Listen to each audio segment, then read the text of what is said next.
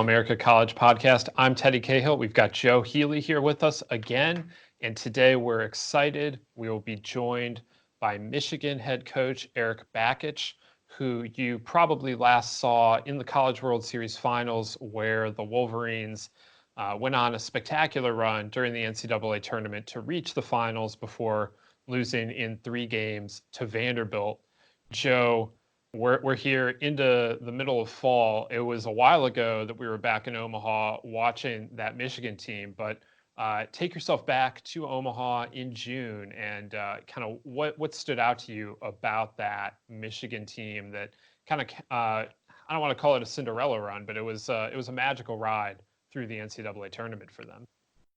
Yeah, it was a lot of fun. It really kind of spiced up the College World Series this year. It was kind of a fun storyline to follow. And, it was a team that we had kind of picked in the preseason as a team that could do something like that. So that in and of itself, as you alluded to, wasn't out of nowhere necessarily. But the thing that I think stands out the most to me is that it was kind of the realization of potential for not just Michigan as a program, but the Big Ten as a league. I get asked a lot when I'm doing radio hits or podcasts, because folks know that I live in the Midwest right now, and they will ask me all the time about the Big Ten. Like, okay, yeah, the Big Ten's competitive now on a national level, but what's next for this conference? Can it be a true power along with the SEC, ACC, Big 12, Pac-12? And I think we kind of got our answer. I mean, that doesn't make it easy. I mean, weather's always going to be a struggle. The geography is always going to be a challenge to a certain degree. But I think Michigan kind of showed that, like, look, here it is. You can do it. Again, that doesn't mean it's easy. You have to have the right, program stuff in place and get the job done. But I think we finally got the answer to what can the Big Ten do, what's possible for the Big Ten. I mean, Michigan's just a couple plays from being national champs. I mean, I know there's more to it than that, and Vanderbilt looked, just like the deeper team. And by the end of that series, they were clearly the better team. But things wouldn't have had to change a whole lot for Michigan to have won the national title when it was all said and done. Yeah, it was this is going to be a Big Ten heavy podcast, which I am definitely ready for, and I know Joe's ready for as well. We're going to talk some more Big Ten baseball after we talk with Erik Bakich, but it's a fun Michigan team when you hear about all the stories, talking about the Kenny Chesney concert that seemed to spark their run, and tightly that team had come together. And when you consider the storylines along the way, when you look at the 3 generations of the Kerr family that had played in Omaha for Michigan, with Jimmy Kerr being the most recent one as the starting first baseman and cleanup hitter on this Michigan team, and the way they managed their pitching staff, to really just ride Tommy Henry and Carl Kaufman and Jeff Criswell as much as possible, and how well that worked for them, and the fact that they went out west and won the Corvallis Regional and then knocked off UCLA, the number 1 overall seed in Super Regionals, and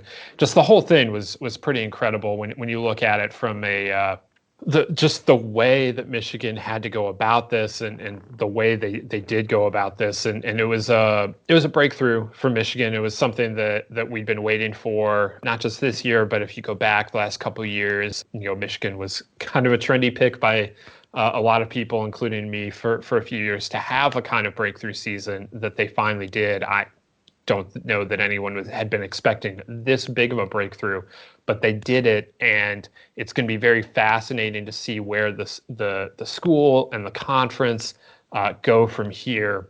It was the first time a Big Ten team had been in the finals in something like 50 years, and just to have a Big Ten team on that stage was pretty incredible. And where I'm going with this is a Head of the Class plug. Head of the Class, Baseball America's new college book out this fall. You can pre-order at store.baseballamerica.com. And it looks at the last 40 years of college baseball. And in doing research for this book, something that we noticed around the office, obviously, is just, the way the Big Ten slid out of the national conversation after the 80s, and then this last decade it creeping back in. And that's no great revelation to anyone that's followed the sport, but it's just very interesting to watch how that happened, and when you know more about college baseball and how it functioned, why it happened, and everything. And the Big Ten certainly now seems to be on an uptick. But Joe, I mean, you go from Barry Larkin in the 80s to nothing for a while, frankly, to now, in this last decade, Indiana with Kyle Schwarber and everything else that's come for the Big Ten. It's pretty incredible to think about.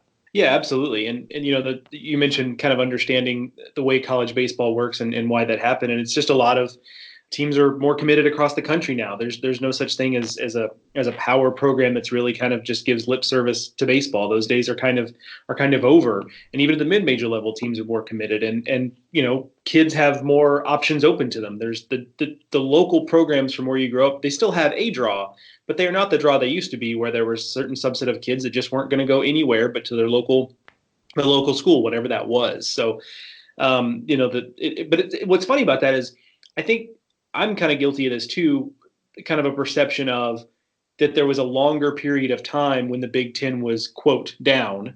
But when you really lay it out that way, when you go from, like, let's say Barry Larkin to 2015, when Illinois was a national seed, and and then I think it was the first year when the Big Ten got 5 teams in.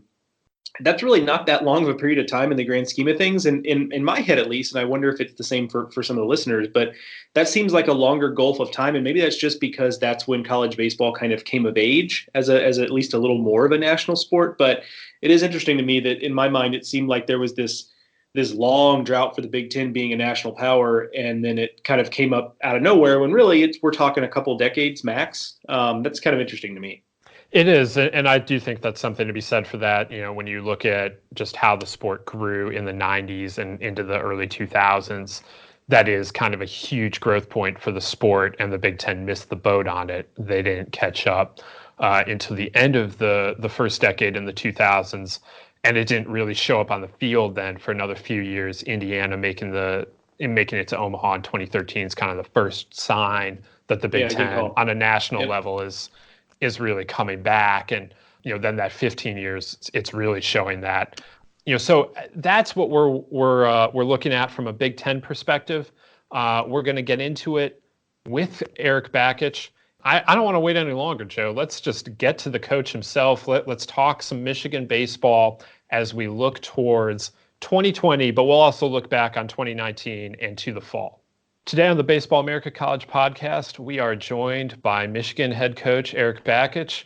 Coach, it is my understanding that you went paintballing yesterday, and when I spoke to you before the paintballing, you were a little concerned that they might team up on you again. Did that happen this year? Well, hey, Teddy, thanks for having me. Great to be on the podcast. Yeah, we're jumping right in. We took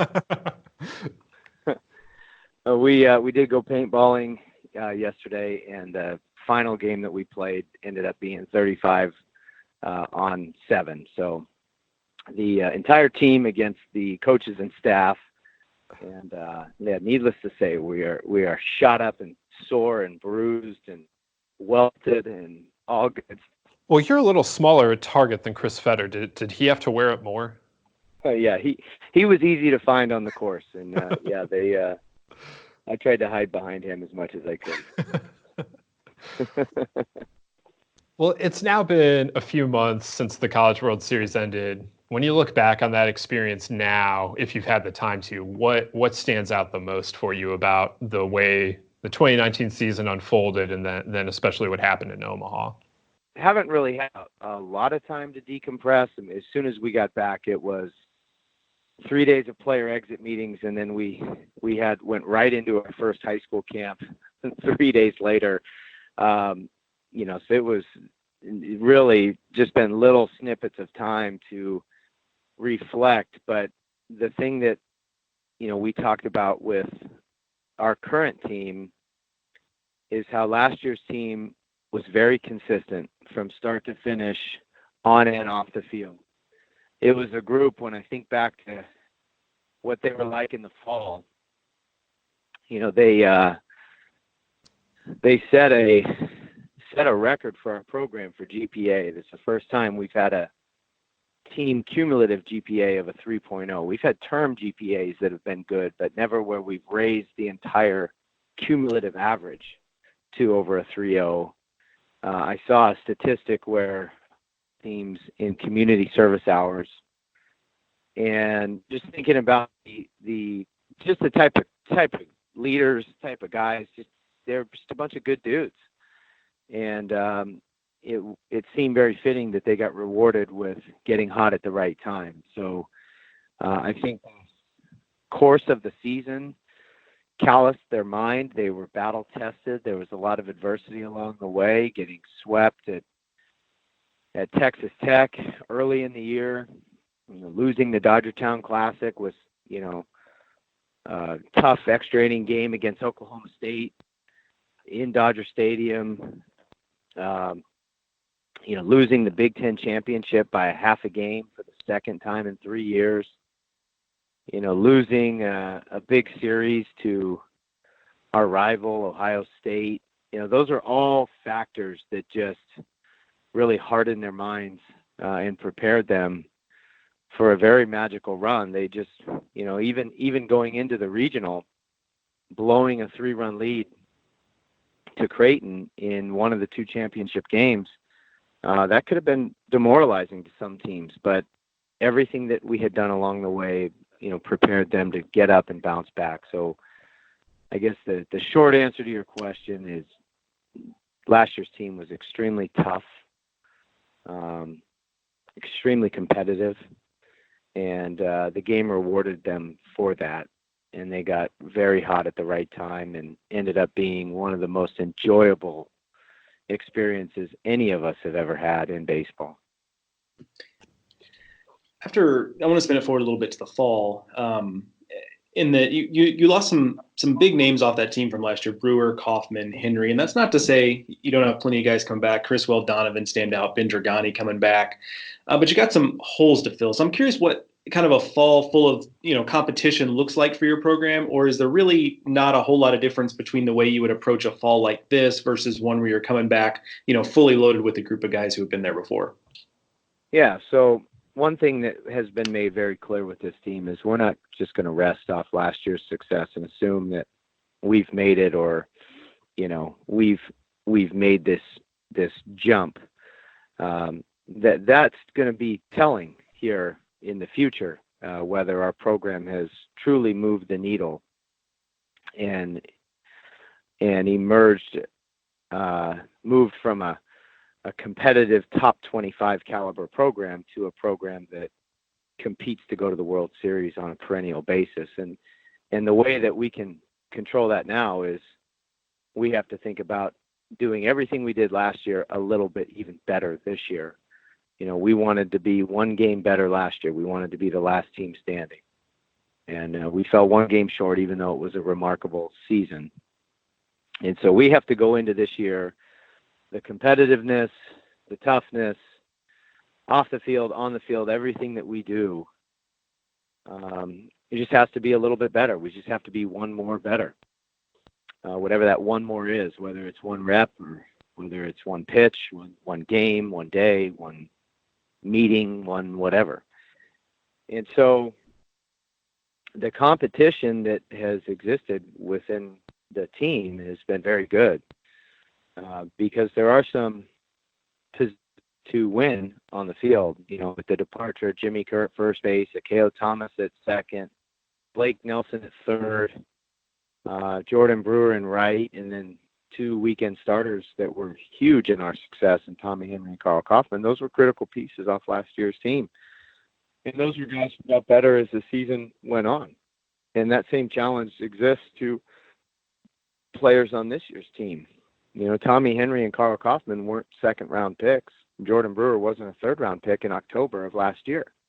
They became those types of players through the work ethic and everything that they did to develop themselves. And so we've got guys that are doing a very nice job of this relentless ethos towards self-improvement and team improvement. And that really is one of our guiding principles, is just having this growth mindset where we just know we're going into every day to get better, regardless of the increment that we improve. It's just that's just what we're going to do. So, like you mentioned, we do have some very important pieces back, with Jeff Criswell anchoring a weekend rotation. Up the middle, our defense is as good as I think that there is. between the three of them in Joe Donovan, Jack Blomgren, and Jesse Franklin. We've got a lot of veteran leadership back in the outfield with Jordan Wogu and Chris Bullock and Dom Clemente. And then, you saw the emergence of a guy like Riley Bertram last year, who had some huge moments in the postseason when we had some guys injured. I think he's very capable and ready to emerge as an everyday position player, specifically in the middle of the field at second base, and can also play third or short if needed. And then you got some really good position battles going on with the corner field. And we feel really good about the emergence of some guys there. We'll see how those shake out. But like any team, it all starts and finishes on the mound. And we do have some huge losses to replace, over 250 innings between Carl Kaufman and Tommy Henry. We know Jeff Criswell is going to be up for the challenge. And that's where, a guy like Ben Dragani coming back off of injury had a great freshman campaign where he was an All-American. So obviously expectations are high for him to return to his form or be even better. And then, pretty much our entire bullpen is back from last year, with the addition of, Steve Hadger, who was a highly touted, probably our most highly touted prospect coming out of high school, who was low to mid 90s from the left side before he injured himself playing pickup basketball before the season. So we're excited about his return. He's looked good so far in the early goings of the fall. But we feel really good about the bullpen pieces we have. Guys like Willie Weiss and especially a leader like Ben Kaiser. Ben Kaiser, he's the type of guy that the book The Captain's Class was written about. May not be a superstar statistical performer, but he is very much glue inside that locker room. And he's back for a fifth year, and that's a huge guy to have back, considering he had 34 appearances out of the bullpen last year, set a Michigan single season record for appearances. So to have him back as a returning captain, leader, go-to guy out of the bullpen, he was on the bottom of that dog pile in the Super Regional to go to the World Series. So, we did have a lot of losses, but we feel great about the makeup of our team, the culture that we've built. We know we're protecting and defending that all the time, but really like the leadership within the group and look forward to see some guys emerge like Tommy and Carl and Jordan did last year. Do you perceive any difference given the success of last season, the way it ended? Do you perceive any difference in how your program is viewed, whether that be something like, you're maybe able to get in some front doors in recruiting that maybe wouldn't have been open to you before, or something more local just with buzz around the program in a place like Ann Arbor that's, usually a little more consumed with things like football and basketball? I'm curious if you kind of perceive any sort of sea change there, just given what you guys accomplished. For sure. We talk about, legacy not being statistics or accolades or personal awards or achievements, but the inspiration you have on future generations of Michigan baseball players. And so from a recruiting standpoint, the interest level of some very high caliber players, especially in the underclass, are looking at Michigan as a realistic option now. Kids that are, some of the very best players in the country. From a interest standpoint, in our facilities growing, as our program grows, our facility grows.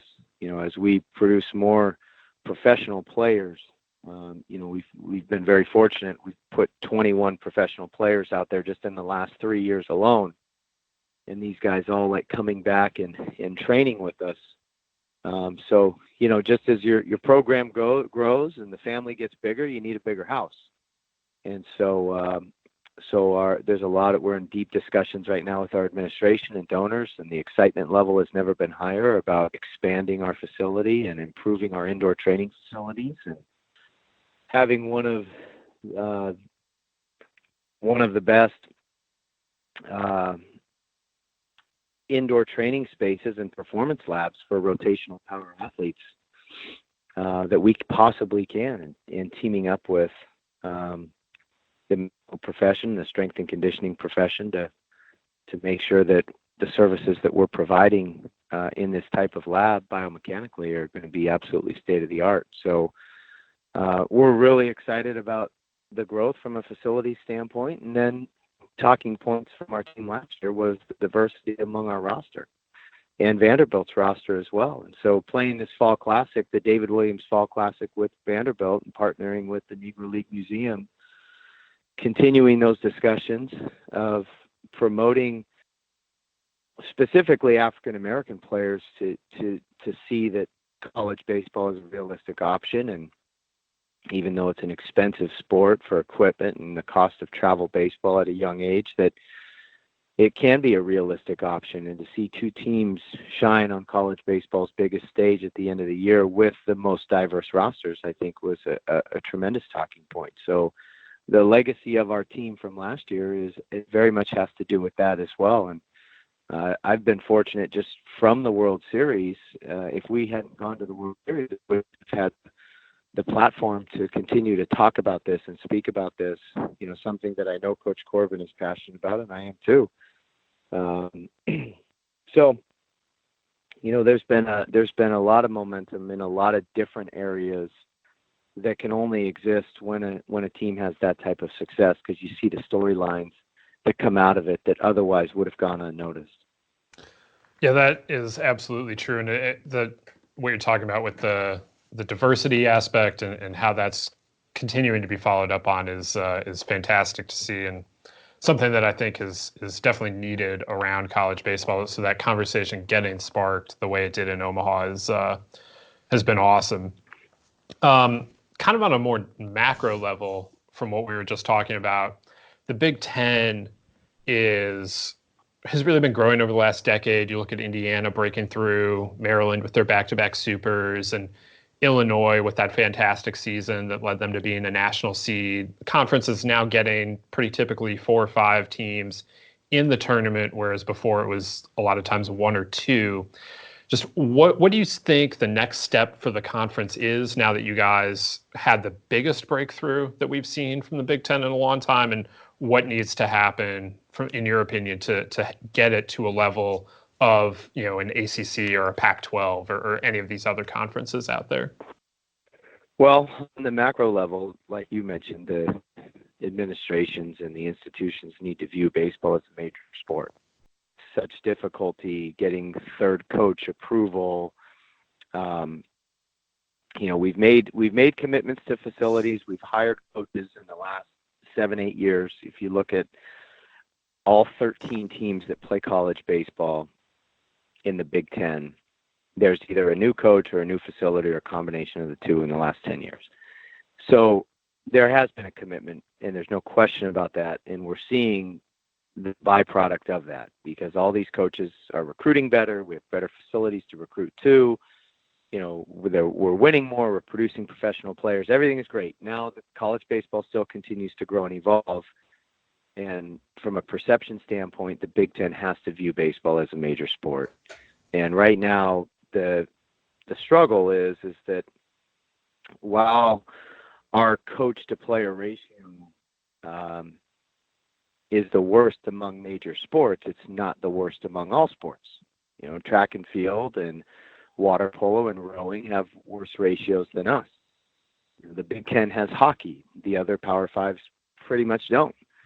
And so we need to continue to have the success that Indiana had in 2013, that Michigan had last year, to continue to show that the Big Ten as a whole, this is not an outlier type situation, that we are growing to the level that where we are having success on a national stage. And even though we may fight Mother Nature, the interest that we're getting from our fan base and the exposure that our programs are getting, within the media and on TV and so on, it can have a lot of value.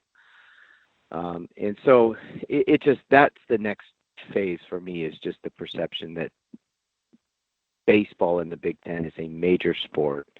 And no, it will never be on par with football or basketball for that matter, but it can be like what hockey is at a lot of the schools in the Big Ten.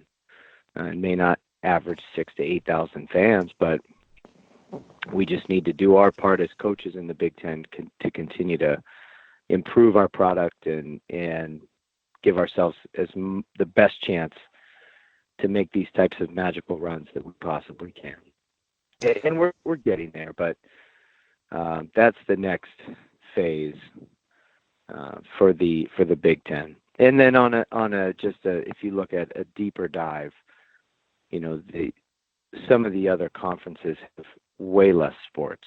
Mm-hmm. Specifically, the SEC has 14, 15, 20, 21 sports. Michigan has 31. Ohio State has 36. It's just different. It's different because there's more teams to support, and these great institutions in the Big Ten are going to support everyone as best they can. So sometimes that makes it a difficult task to invest the type of money that these other conferences are in baseball.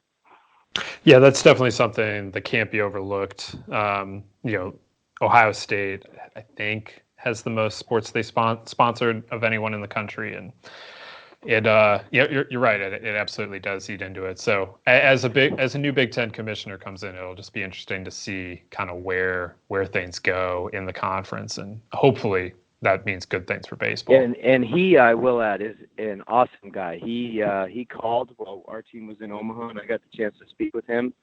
What an impressive person. Hearing his story of overcoming disability at a young age and going on to play college athletics, and I think he's going to be great for the Big Ten, and hopefully great for Big Ten baseball. Absolutely. Spinning this a little bit differently, this summer, in conjunction with ABCA, we named Nick Schnabel Assistant Coach of the Year. Just what has Nick been able to bring to the program in the time that he's been in Ann Arbor with you? Well, he's the reason we have the opportunity to coach and develop these great players. No off switch. When you hear the phrase tireless recruiter, I think they're talking about Nick. He's always on the phone. He never doesn't answer the phone. He's got one of those minds that recruiting is the first thing he's thinking about when he wakes up, and the last thing he's thinking about when he goes to bed. I mean, we are so fortunate to have him.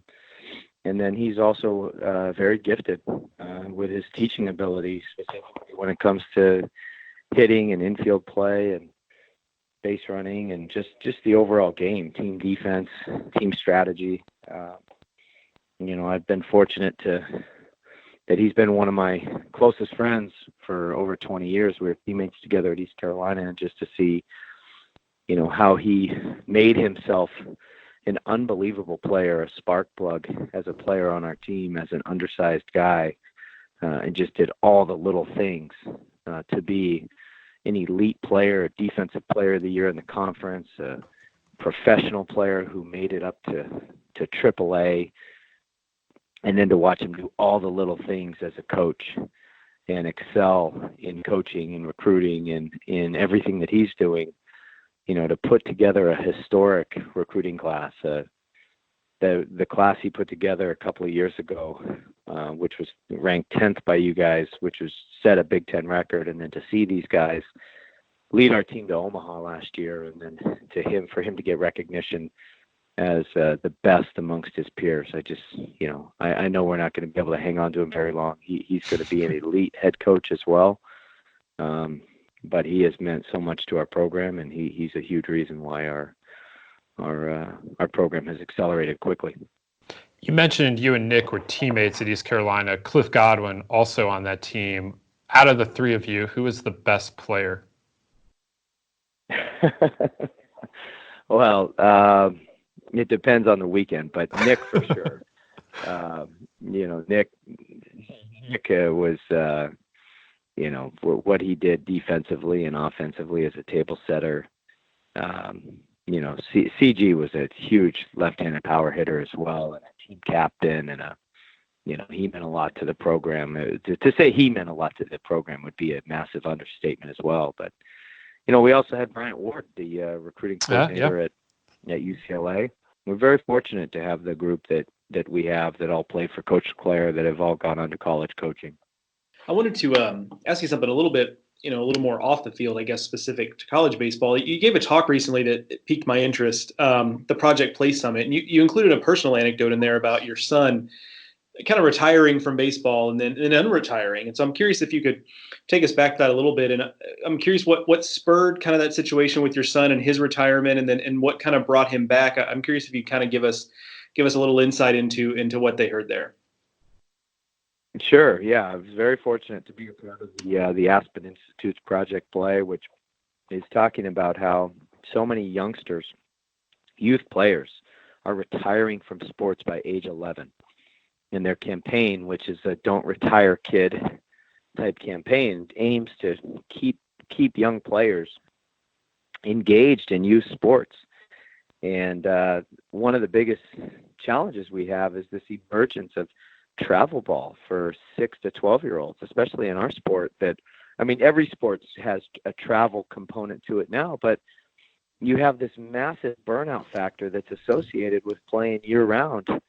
And I saw that with my own kid of just playing baseball year-round. I am so convinced that the positives of sports sampling and playing more sports far and away outweigh and create more benefits than just playing one sport year-round. You prevent the burnout. You become a better athlete.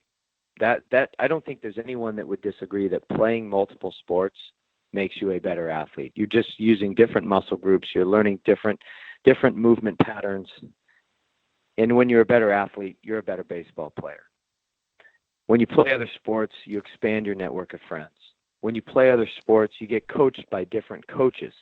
And just like there's different coaching techniques, there's different coaching styles. And some other coach may help unlock the potential in a young kid that he didn't know existed that was there. And 6 to 12-year-olds, they don't know what their best sport is. That's why they need to play as many of them as they can.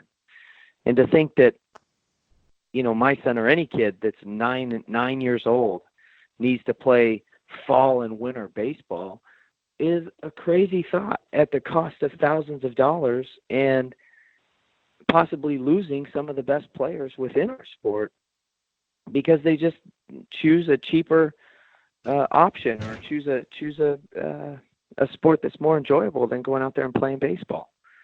So, this tied in with the diversity issue because, any family, regardless of race, any family that struggles with a lower socioeconomic status can't afford the high cost of baseball equipment, of travel baseball.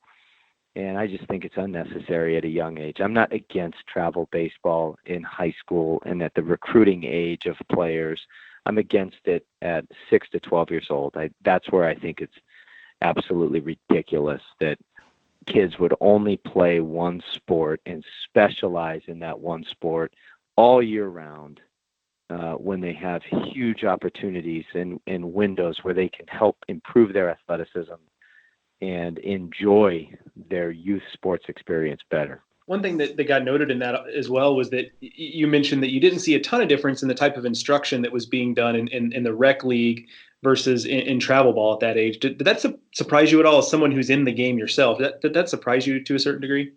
Well, at that age, you're going to have kids that struggle fundamentally. But at the travel ball, here's the thing.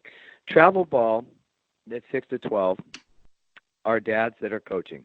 Rec league at 6 to 12 are dads that are coaching. Some of the dads have college or professional experience in both travel leagues and in rec ball leagues. It just depends on the families of what they want their kids to do. I'm not against travel ball if if the travel league at a young age means you play in some local weekend tournaments and you're calling yourself travel ball, that's different than the travel league that is going and spending money in different cities and staying in hotel rooms when they're 9 and 10 years old, and they're requiring the kids to play and practice in the fall and in the winter and do all their their training to where the kids aren't able to play other sports. That's what I'm against. I'm not against going and playing a weekend tournament in baseball season. Hell, in baseball season, it doesn't matter. It's, go and play however you want to play in baseball season. My position against travel ball is when it requires these kids to have to play year round, and the high cost that's associated with it that drives other kids out of baseball because they can't afford it. That's where I think we're missing the boat with travel baseball. I'm not against playing as much baseball as you want to play during baseball season. And that's what I tell every youth camper. Just play baseball during baseball season. If you want to be a better athlete, if you want to improve your baseball skills, go play soccer, go play basketball, go play football, go play hockey, go do something else other than play baseball in the fall and winter. Well, we've covered all kinds of ground here today, and I just have one more question for you. Last year, some of the players you coach believed that the run was sparked by a Kenny Chesney concert that they attended and you missed because of some family commitments. What is your favorite Kenny Chesney song, though? Oh man, yeah, my son was my the same kid with my oldest son that was playing travel ball. He made his first Holy Communion last year. And so we were finishing the season against the University of Nebraska in Lincoln, and then the Big Ten tournament started a few days later. So I had to leave to go to his first Holy Communion. And you've heard the phrase, when the cat's away, the mice will play. and so our players found out that Kenny's tour was going through Lincoln, and yeah, they all went to that concert, and I got back, and they all got Kenny Chesney hats and shirts, and No Shoes Nation, all kinds of stuff. And so it turned out to be just this this big rallying cry of motivation and positive energy. Every time a song came on in the Big Ten tournament that was a Kenny Chesney song, they just all of a sudden the mood and everything was raised and uplifted, and they swear that in the Big Ten tournament, before Jordan Wogu hit that walk-off winner in the ninth inning against Illinois, that they played a Kenny Chesney song just before we came up to bat that inning, and that sparked the rally. And so we ended up listening to a lot of Kenny Chesney in the month of June, and Kenny was nice enough to send us a video message wishing our team good luck in the World Series. He sent us hats from his recent tour. Just an awesome human being, someone that my wife and I have gone to see him in concert many times over the years, and I love all of his music. I don't know if I could pick one song I could listen to. I've got No Shoes Radio programmed in on my one of my radio presets, but I saw that he's got a tour coming out next summer, and one of the stops is Ford Field. So we are working on a Team 153 reunion and another concert August 15th, 2020, and try to get the whole team back together to go see the Kenny Chesney concert at Ford Field in Detroit. So we are all lifelong Kenny Chesney fans now, and every time a Kenny Chesney song comes on the radio, I know we turn it up. That is outstanding, and I hope that reunion you guys are able to pull that off, because that would be a lot of fun for everyone, I'm sure. Yeah, the Chillaxification tour coming out in 2020. Well, Coach, we really appreciate you taking the time today. We know we took a lot of it, and it was awesome to talk with you about all this stuff. Just like I said, we covered a lot of ground, but it was fascinating. all the time to hear your thoughts, ranging from your team to some of these broader issues in college baseball. So we want to thank you for joining us on the Baseball America College podcast. No, Teddy, anytime. I appreciate you having me. Thanks again. Well, we thank Coach Bakich again for joining us, Joe. That was it was wide ranging. I definitely learned stuff. That there was I always love talking with him. He has so many interesting things to say, and you can go all these different ways. When you're talking with Coach Bakich, he's very happy to entertain anything from his team to some of the more macro issues in the sport, for which I very much appreciate that. But Joe, from what you heard, what kind of was your takeaway, I guess, specifically for Michigan in 2020, but also on some of these bigger stuff?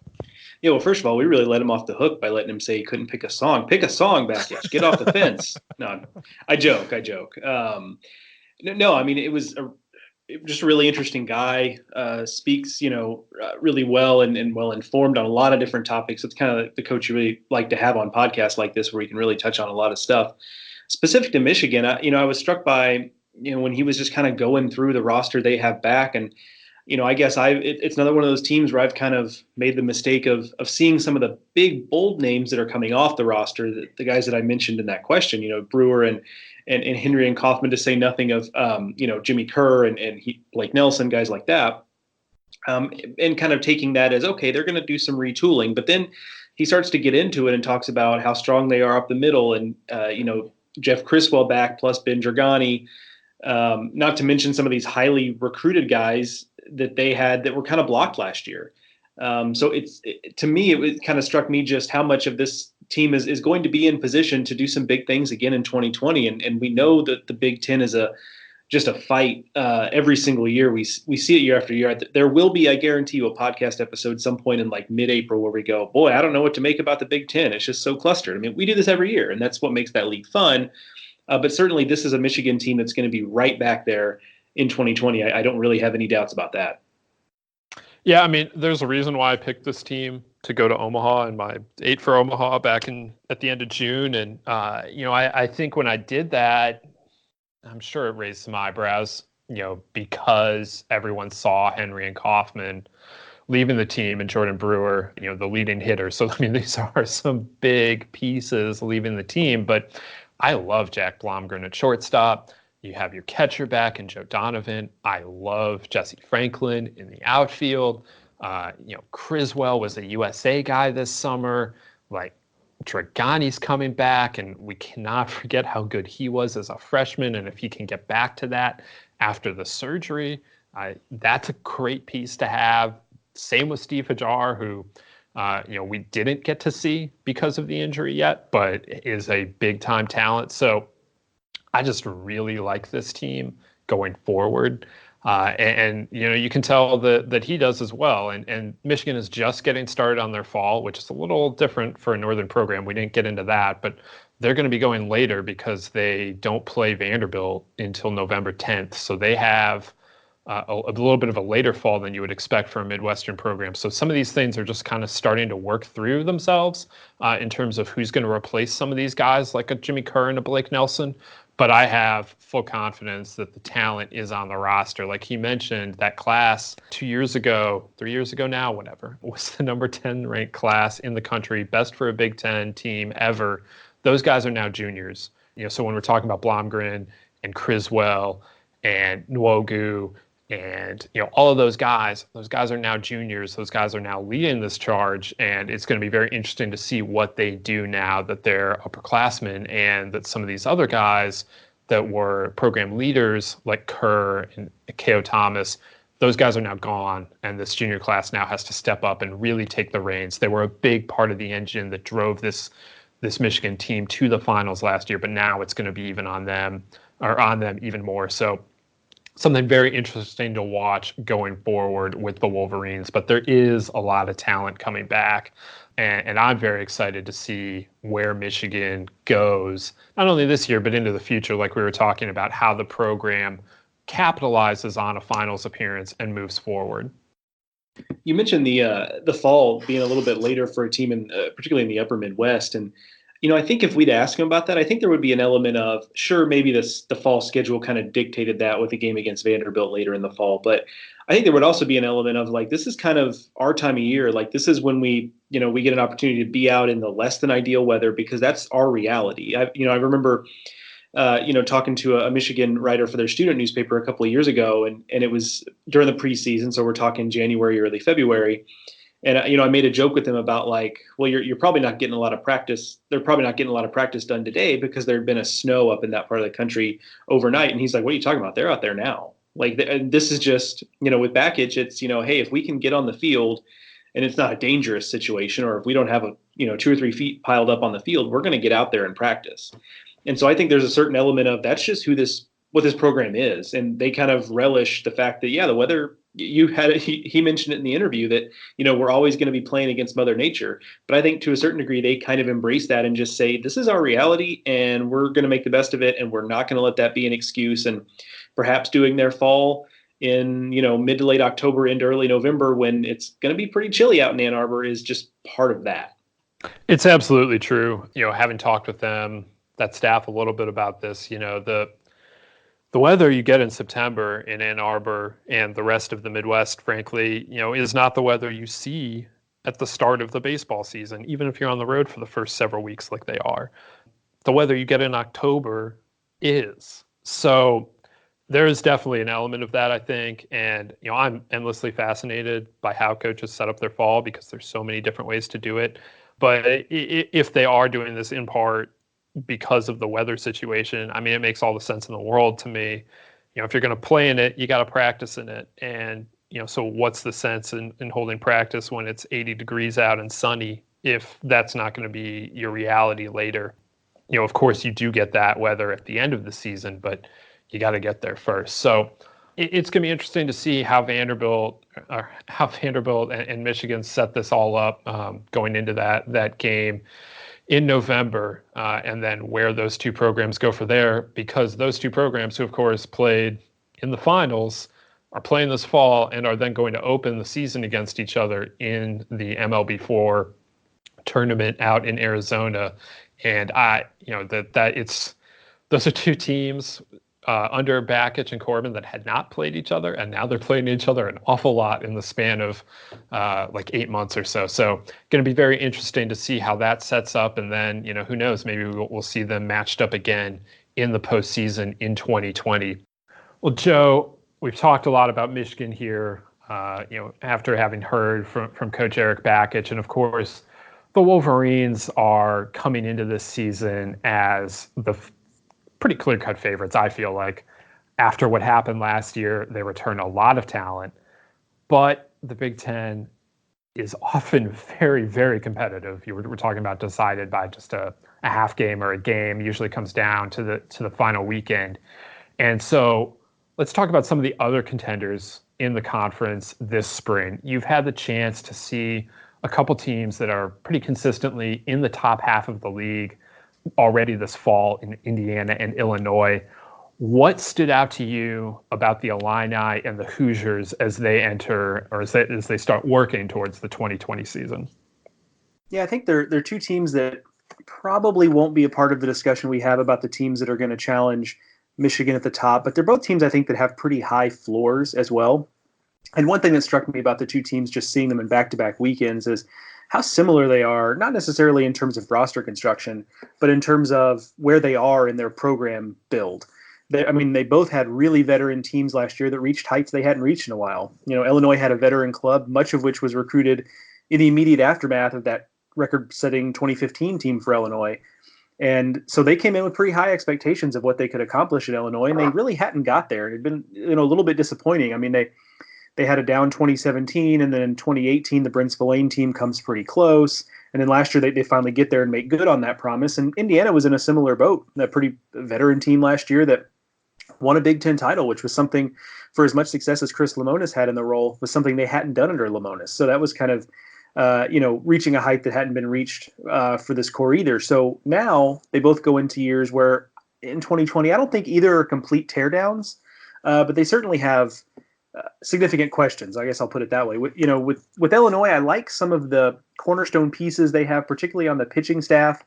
Ty Weber's a senior who's thrown about 1 million innings for the Illini. He's not going to blow you away with stuff or put up huge strikeout numbers, but he's going to get you deep into ball games. He's going to compete. I'm very confident he's going to take the ball 16 times and put up an ERA in the threes and throw 100 innings and be really solid for him. They also got Garrett Acton back on the back end, and I don't think that was something that they probably expected. Probably it wasn't something I expected when Acton in the first half of the year was one of the best closers in college baseball. He tailed off a little in the second half, and now he's back. So those are two really good pieces there. I also like Ryan Schmidt, senior reliever for him. He's thrown about 100 innings in relief throughout his career. So there's some good pieces on the pitching staff, and I think the question is going to be, they played a 12-inning scrimmage against Indiana State when I saw them, and of the 12 innings, I think maybe 8 or so were manned by guys who were new to the program. And so that's going to be the question, is who fills in some of these bit roles, in the rotation around Weber and in the bullpen around Schmidt and Acton, who holds those roles down. I think what ultimately is going to determine the Illini's ceiling is going to be, what is that sophomore class that came in as freshmen last year? What do they ultimately end up being this season? So I'm talking about a guy like Aiden Maldonado, where the stuff is absolutely undeniable. The talent is undeniable, but what is his role? And I've not had this specific conversation with Dan Hartleb, but it's a situation where, if you're telling me he's going to start and, he's going to be able to get you 5-6 innings and it's high end stuff like we saw from him at times, like, okay, I think that raises their ceiling. Not to say he can't be valuable in a bullpen role, but I think ultimately an arm like that, you'd want as many innings as you can get out of it. Brandon Comia last year was kind of blocked by Troike and Massey. This year he's going to get a crack at being the starting shortstop. Does he become like a bona fide superstar, in the Big Ten? Jacob Campbell was blocked by Jeff Cordy primarily last year at the catcher position. Can he be a guy that catches, 55 games or 55 games, probably on the high end there. But, the point being, is he a guy that can handle a full-time role behind the plate? I think those are the things that are going to, like I said, kind of determine the ceiling for the Illini. There's, there are some other guys in the mix, I think, that'll be a part of that. I mean, is Kellen Sarver a middle of the order bat? He quietly had a really nice year last year. Does he take another step? Ryan Cutt missed all of last year with injury, probably would have been a big part of that pitching staff last year. What does he look like back and healthy? Nathan Lavender is a guy who went to the Cape for a little bit. Big-time arm, tough to hit, struggled with command. What does he look like this season? So those are kind of some of the questions that I think are going to determine what we're going to see there. Indiana is interesting in that on the pitching staff, they have even more questions. Entire starting rotation is gone. Matt Lloyd gone from the back end. And we saw a couple guys in Gabe Bierman and Tommy Summer pitch 2 innings in the scrimmage last weekend that I think are going to get cracks of the rotation. Both of them kind of struggled, gave up a couple runs, although that is going to have like 0.0% bearing on whether or not they're in the rotation. It's just the fall. But just worth noting, a couple different looks for those guys. Connor Manis is a relief arm that's back who was really good for them last year. So it's going to be all about what they get from those pitchers on the staff filling in those holes. Offensively, they've got a good core back. Drew Ashley, Grant Richardson, Cole Barr is back, Elijah Dunham is back. But, no Matt Lloyd, no Matt Gorski, no Scotty Bradley, no Ryan Feynman. And so the key for Indiana for me is there were a lot of strikeouts again on Saturday. And I know it's just the fall and, we got a long way to go. And I'm not really one to panic too much about the strikeouts. I mean, you may remember the 2019 Hoosiers struck out a lot too, and there was a lot of hand-wringing. And they won the Big Ten title, and they ended up scoring a lot of runs, and they showcased a lot of power, and it worked out okay. So that in and of itself doesn't bother me. The question I have, though, is this is an offense without a senior in Matt Lloyd, a senior in Ryan Feynman, in elite hitter like Matt Gorski, and then a steady veteran in Scotty Bradley. Those guys were all able to kind of bail the offense out. If they were having a 13, 14 strikeout game, those were guys that could really change the complexion of a ball game with one swing or with one really quality at bat. Without those guys there, even if the guys who take over those roles have instant impacts, are they going to be able to help bail out that offense if they have the type of game where the hits just are not stringing together and there's a lot of swings and misses? And I'm not so sure. The answer is, it might be yes. I mean, I'm certainly willing to admit that could be the case. But it's the question I have coming into the season. I mean, they've got the questions on the pitching staff, but offensively, you can see a scenario where this kind of feast or famine offense in 2019, which was more feast than famine, in 2020 ends up being a little more famine than they would like. Yeah, those are Indiana, especially, just going to be very interesting as it becomes more Jeff Mercer's program. Obviously, it takes a little while to turn things over as a coach, and as he gets his guys, not that they need to turn over the Hoosiers lineup, obviously, but like just as that naturally happens through natural attrition of these guys moving on, I'm just going to be very interested to see what that becomes. And this year's obviously going to be a bit of a transition with all the departures you're talking about, but there is absolutely talent in Bloomington. So we talked about with the Hoosiers, the regular season champ. Well, Ohio State won the tournament after a bit of a Cinderella run, and they have a couple big pieces to replace. We're talking about outfielder Dominic Canzone and Andrew Magno, who was the hero of the Big Ten tournament, coming out of the bullpen and really throwing that pitching staff, which was good, but he really carried a lot of the load through that team on his back a little bit there in Omaha to get Ohio State back to regionals. But they also return some big-time talents. Seth Lonsway is back in the rotation, and he's coming off of a tough summer on the Cape, but that's a guy that was a freshman All-American last year as a redshirt after striking out 126 batters in 92 innings. Garrett Burnhead is back in the rotation as well. They've got some other intriguing arms there on that pitching staff. And then I think pretty much everything offensively starts with Dylan Dingler behind the plate. He hasn't hit for the kind of power that Canzone showed, but he's just such an important piece of that puzzle that with Canzone and Brady Cherry, who is their second leading hitter, with those guys both moving on now, a lot's going to fall on Dingler. And if this team is going to do it, I think it's going to be a lot on the pitching staff. There's talent there. And anytime you're running out Lonsway and Garrett Burnhead, I think that's going to be one of the better 1-2 combinations in the Big Ten. It's not the best necessarily. I think we'll get to the best in a second, but it's certainly up there. And then speaking of big-time pitching combinations, you have to look at Minnesota, which has the best arm in the conference in Max Meyer. And Max Meyer, is a guy that's played for USA's collegiate team the last couple of years. Just electric no matter how the Gophers use him. As a freshman, that meant closing last year.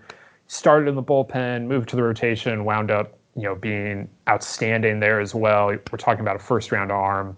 He's the best pitcher in the conference, the best prospect in the conference. And so with him going, Minnesota's going to have a chance any weekend. And, we'll see how much he hits this year. He got 121 at-bats last year. I know they really like him as a hitter. I'll just be very curious to see how much he gets run out there in the lineup this year.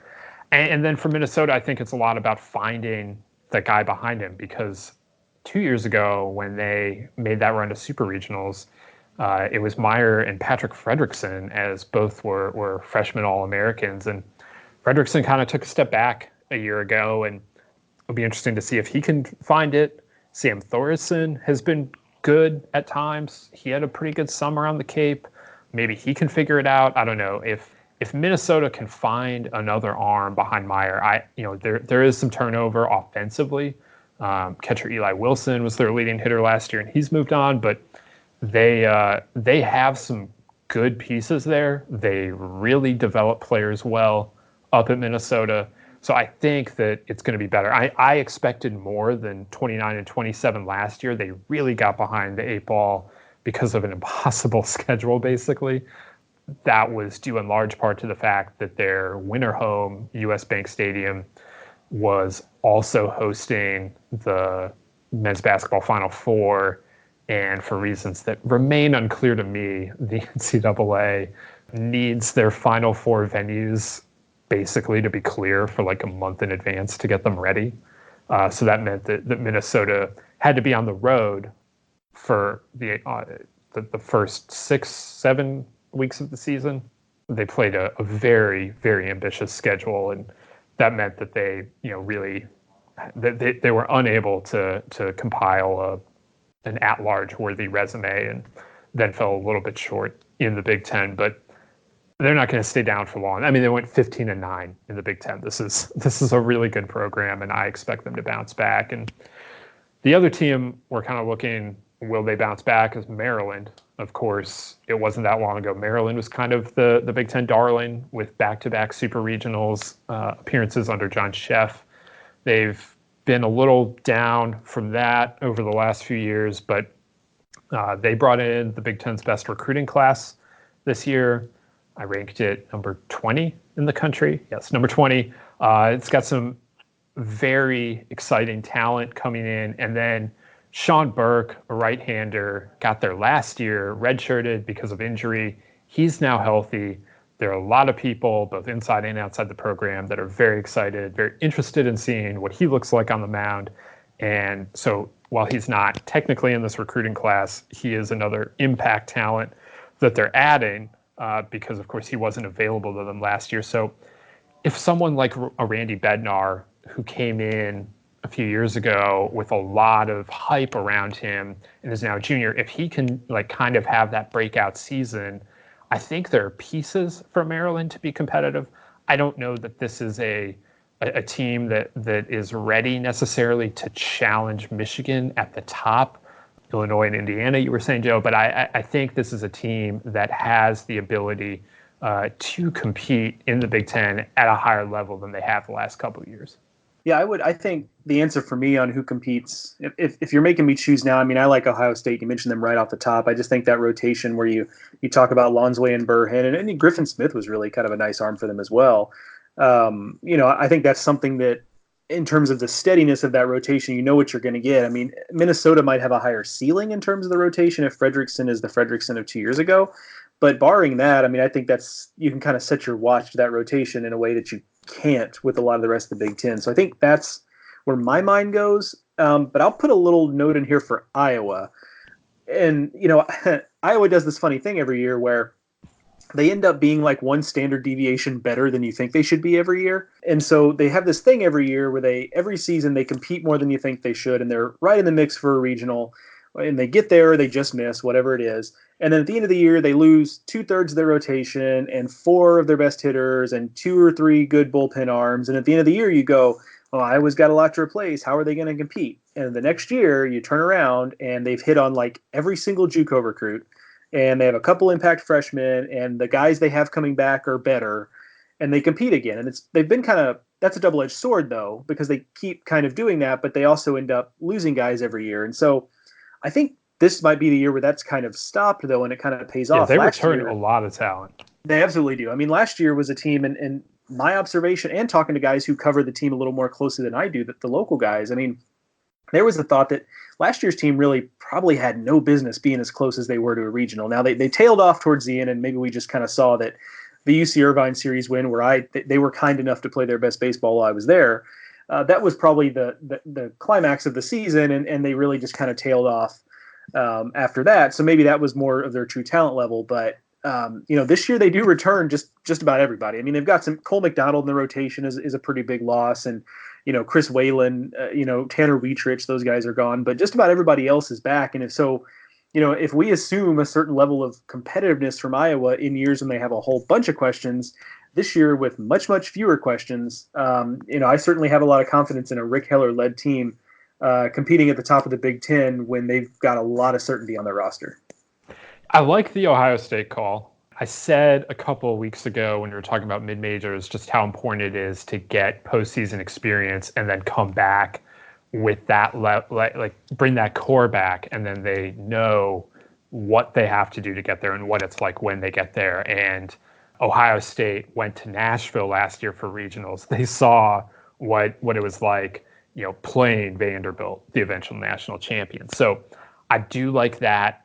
I'm a little concerned about the offense, but at the same time, the offense was young last year in large part. So if they can get guys to take steps forward, I think the rotation it surprised me how good it was last year. And you're right to mention Griffin Smith coming back. The they returned 3 guys that basically carried the load for them in the rotation. Wansway was a tick down this summer, and that has me slightly concerned, but not that concerned. That's a guy that threw 92 innings for Ohio State after not having played the year before. So if he was tired this summer, that's understandable. So if they get him at peak form, that's day 1 pick, Seth Wansway, and then Burnhen and Smith filling in behind him, and some of these other arms taking a step forward, I think that's a team that absolutely, is competing for an at-large berth or a Big Ten title. I definitely think that can be true, and it would be super exciting if it was Ohio State, Michigan. I mean, I love college rivalries, and if that's what it was this year in the Big Ten, that would be really cool. I guess my inclination is a little bit to look at Minnesota and see the best arm in the conference and just trust that this program that has been the most consistent over the last 5 years in the Big Ten has another run in them. And so I guess I'm kind of torn between those two as the team that's most ready to challenge Michigan. I feel like Minnesota's upside is significant here, that if anyone is really going to scare the Wolverines, that it might be a Minnesota. But at the same time, again, if Wansway's right, he's not that far behind Meyer. So, I think that Minnesota, Michigan, Ohio State, these are definitely the 3 teams that we really are looking at in the Big Ten. I like Iowa as a dark horse. And then I'm intrigued. We've got some new coaches in this league. Nebraska most prominently with Darren Erstad leaving and Will Bolt coming back to his alma mater, and Purdue with Mark Wasikowski going to Oregon and Greg Goff getting promoted. Joe, I mean, just on those, and of course at Rutgers, Steve Owens comes in from Bryant. I mean, of those 3, obviously Nebraska's at an entirely different stage of program development than Rutgers and Purdue, but do you see any of them, any of those 3 coaches making a first-year impact? Yeah, I think Will Bolt at Nebraska is in a position to do so because they do return a lot offensively, and that was a good freshman class last year, highlighted by Spencer Schwellenbach, obviously. And so I think offensively they're going to be ready to compete from day one. I have questions about their pitching staff and rotation specifically. They did a really good job with, kind of a rotation going into last year that I was a little unsure about. I remember kind of, saying to people like, I'm not really sure what to expect with Nebraska's rotation. That ended up being something they could really set their watch to all year. They did a great job there. So now it's a little bit more of a question. So we're kind of going in with a similar, wondering a similar thing about the Cornhuskers. So I think they'll be in a position to compete, kind of in the middle of that pack. I think they'll be in the mix for an at-large bid. I think they'll be a team that's in the Big Ten tournament looking to make a little bit of noise. Purdue is one to watch as well. Maybe, just to get back into the Big Ten tournament. I don't know that they're ready to compete at the top again, but it's worth noting that, Wasikowski has moved on, but Greg Goff takes over. He was on the staff with Wasikowski, so you do have that continuity there. Also, Purdue is recruiting at a pretty high level. And so they're going to at least get the fruits of that labor this season. And while this class kind of moves through, now they lost a couple of guys to the draft. It's my understanding there was, there was a guy or two that maybe they expected, maybe one guy they didn't expect. There was a kind of a mixed bag there, but they did lose some guys both to the draft, and there were a couple of decommitments following that. But it's a better class maybe than what they have been used to pulling in West Lafayette. Yeah, thank you. So yeah, you'll be able to speak to that better than I. But yeah, so I mean they're pulling in talent that Purdue maybe hadn't normally seen and maybe was getting a little used to with Wasikowski. So last year they finished next to last in the Big Ten. I would be very surprised if that's the case again in 2020. One team to watch that is not among the new coaches, but I've heard it from a couple of scouts that I've talked to so far this fall that look for Northwestern to be a program that kind of pushes to get back. They nearly got into the Big Ten tournament this last year, just missed getting into that tiebreaker, which, I can't remember what all the tiebreakers were going into the last year. I don't know that anyone really could, but they were pretty darn close, moral of the story. Spencer Allen's done a really nice job there. It's hard to find the pitching, at these programs that you have things working against you. Obviously, Northwestern has the academics and the cost of attendance and, the geography. being what it is. That's kind of hard to get the pitching to allow you to compete at a place like that. But he's done a good job finding offensive pieces. And I've heard that they've got some arms there that should be impact arms. So I think Northwestern's a program that I think is certainly trending upward. Now, what their ceiling is kind of remains to be seen. That's maybe a conversation for a different day. But I think that's an upwardly mobile program worth watching. Yeah, I definitely have been kind of waiting for the Spencer Allen breakthrough at Northwestern. It's an exceedingly difficult place to win, obviously, but he's really good at this recruiting stuff. He was a big part of why Purdue was as successful as they were at the start of this decade. And so I've been waiting to see it. And I think that, last year was a very nice step in the right direction. And I'll be very interested to see if they're able to continue to build on that momentum. I like what the Wildcats have generally. The Big Ten, again, only has 8 teams that make its tournament. So it's not an easy thing to do when we talk about just missing the tournament. It's a 13-team league that only takes 8 teams to Omaha. So it's not easy to do, or as not as easy as it is in an ACC or an SEC where 12 of 14 teams are going. So if Northwestern is able to make that breakthrough, that would be a significant step for the Wildcats and for Spencer Allen. So the moral of the story, Joe, though, is, as always, the Big Ten going to be very interesting, very competitive, top to bottom, right? Yeah, absolutely. And, there's enough interesting storylines here that, when you asked me about the new coaches and we talked about some of those programs that, we kind of glossed over, Steve Owens going to Rutgers. And the thing about it is if anybody feels equipped to kind of get Rutgers to a point, again, another program that has some things working against it, notably facilities at this point in time, if there's anybody who can kind of get that moving in the right direction, it seems like Steve Owens is on that short list. So, there's a lot going on in this conference when, the highly successful coach at Bryant, who took that program basically from the ground up into regionals immediately, is the new head coach at Rutgers, and that wasn't even really on the front of our minds to talk about. And if anyone at Rutgers is listening, I'm still waiting for my finder's fee. See my tweet as soon as that job opens, suggesting that you hire Steve Owens. Once that happened, I feel I am entitled to some sort of commission. So, that commission actually, was that meant for you? That actually, I already cashed that. It's too late. I'm sorry, I didn't know that was meant for you. Yes, and it was a great hire. He's one of the most successful coaches in the Northeast, and that is probably it's one of the 2 most difficult jobs in the Big Ten, probably. And if anyone's able to turn it around, I have faith that he would be one of the guys that could do it. So it'll be interesting to watch that develop over the next few years. It is definitely not a plug-and-play situation. That's a developmental situation.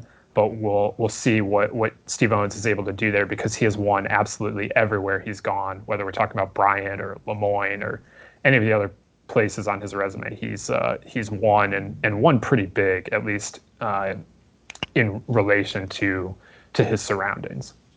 So we loaded you up there with Big Ten talk today. I love it. I know Joe loves it. I hope you love it too. And if you do, please subscribe to the Baseball America College podcast. We're on all of your favorite podcasting apps, be it Stitcher, Apple Podcasts, Spotify, the Baseball America app itself, which you can download both for Android and Apple. So you can make sure that you are subscribed to the podcast wherever you're listening to podcasts so you get the latest episodes. And if you can rate and review us, we very much appreciate that as well. You can find Joe on Twitter at Joe Healy BA. I am at Ted Cahill. Let us know there if you have any questions, any thoughts on the Big Ten contenders in 2020. I almost said 2019. We're on to 2020. So you can check us out there as well. And also, I have to remind you again that you can pre-order Head of the Class, Baseball America's new college baseball book, baseballamerica.com. It is a look back at the last 40 years of college baseball, taking you all the way through, the best teams, the best players, the best coaches. If you're listening to a college baseball podcast this deep and this far into the off season, I think you'll very much enjoy the book. So again, it is available for pre-order, baseballamerica.com. Joe and I will be back next week with another edition of the Baseball America podcast. We want to thank Erik Bakich for joining us today, and we want to thank you for listening.